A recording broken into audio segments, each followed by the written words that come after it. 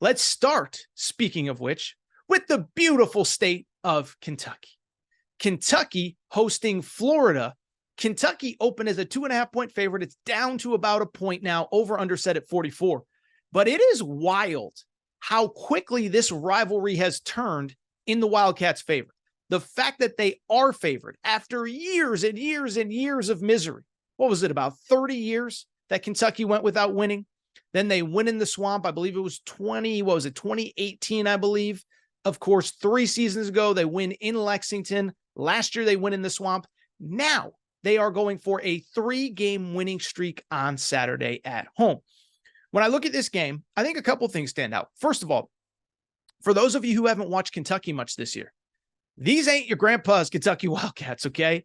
This is a team that, while they still play very good defense, they are a much more explosive offense.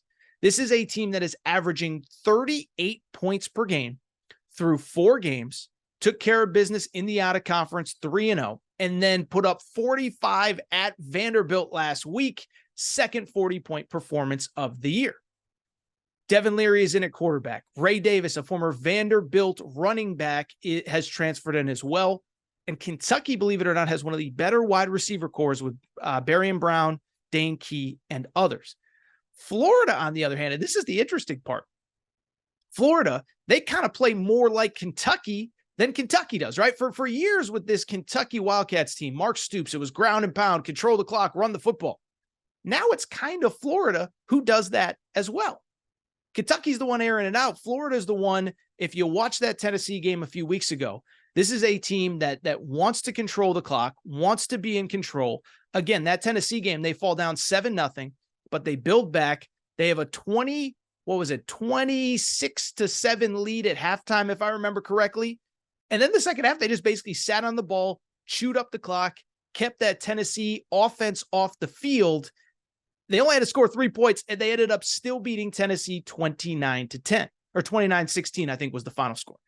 Regardless, 2 completely different teams, different than you expect. Kentucky's the high-powered offense. Florida's the ground and pound.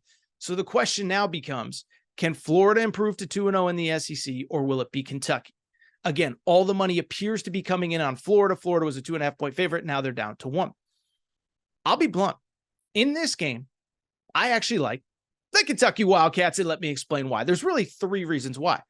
One, first of all, I think there's a little bit too much like pro-Florida buzz right now, right? College football is the craziest sport because we know the narrative on Florida. They lose at Utah, a good team that is now 4-0 as we speak. And it is Sunbelt Billy, broke down Billy. Billy Napier's the worst thing that ever happened. It's never going to work. Then they have a quiet game against McNeese State. Then they beat Tennessee in a game that, they just kind of, like I said, sat on the ball, chewed up the clock, and found a way to win. And now all of a sudden it's like, well, Florida, they're really dangerous. They're on the way up. The recruiting's good. Give Billy Napier time. It's like we went from A to Z very quickly with Florida. And I think they're good. But listen, this is a developing program, and it's a program that very much still has a lot of work to do. I don't think this is the way Billy Napier wants to play, but because of the pieces left by Dan Mullen, because of the fact that these recruiting classes are slowly starting to trickle in, Florida currently has the number 3 class in 2024. This is a process, and this is not a very talented Florida team. And I think everybody's overhyping them based on 1 win over Tennessee. Remember, they have not lost to Tennessee since 2003. So it just feels weird how much buzz is coming in on Florida. Conversely, I know that Kentucky, they haven't been perfect early on. Devin Leary's not completing a high enough completion percentage. But what really stands out to me, as I said a minute ago, Florida plays more like Kentucky than they play like Kentucky did 6-7 years ago. What's wild to me, I think for the first time that I can ever remember in this series, Kentucky's just got better dudes across the board. And I know that some Kentucky fans would say, well, what about last year? Florida stunk last year, 6-7. We didn't have a great year, but we were better than them. What I would say is Anthony Richardson in week 2 last year at least felt like an equalizer coming in. He was coming off that big Utah game. We didn't know at the time how much he was going to struggle passing. But I only bring it up because this year, just think about it. Which quarterback would you rather have? Graham Mertz on the road or Devin Leary at home? I'd rather have Devin Leary. But then you look at the skill position guys. Ray Davis, as I said, 1,000-yard rusher a year ago at Vanderbilt. But Berrien Brown was a top 100 prospect out of Nashville. Dane Key, a really good 4-star wide receiver out of Kentucky. And those are the kinds of guys. Like, those are 2 NFL wide receivers. And if you remember, we talked about this in the offseason. In the NFL draft last year, Will Levis didn't have any NFL wide receivers. Yeah, he did. They were just really young. And that's what stands out to me. These guys look like the dudes that Florida used to have, only now they're playing at Kentucky. Those 2 wide receivers I mentioned, they combined for 8 catches, 150 yards. We saw the little head pat from Dane Key after a touchdown catch.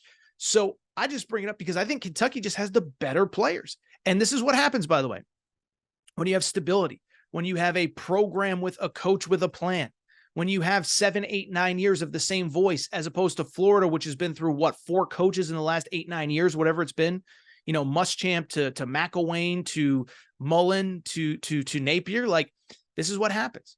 I think Kentucky has better players. And finally, you don't need to worry about that home field advantage. Did you see what Mark Stoops said prior to this game? He was asked about the crowd noise for a noon Eastern kickoff in Kentucky. He said, I have faith in my fan base that they will drink lots of beers and be very loud. I think he didn't say the loud part, but I think the insinuation was if they drink enough beer, they're going to be plenty loud when they come to the game. And so I look at this game, and I'll be blunt. I do like Kentucky to win at home.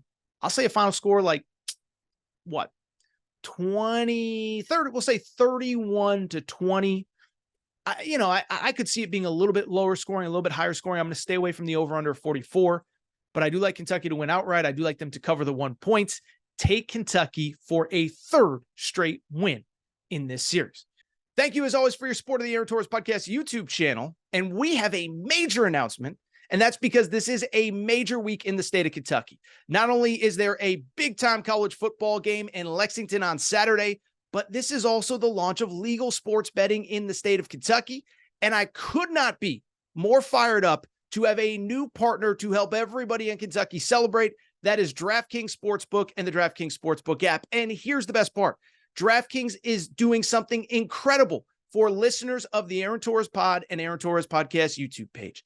This is what the deal is. Bet $5 on any game, and you get up to $200 in bonus bets, courtesy of the DraftKings Sportsbook. This is what you got to do to take advantage.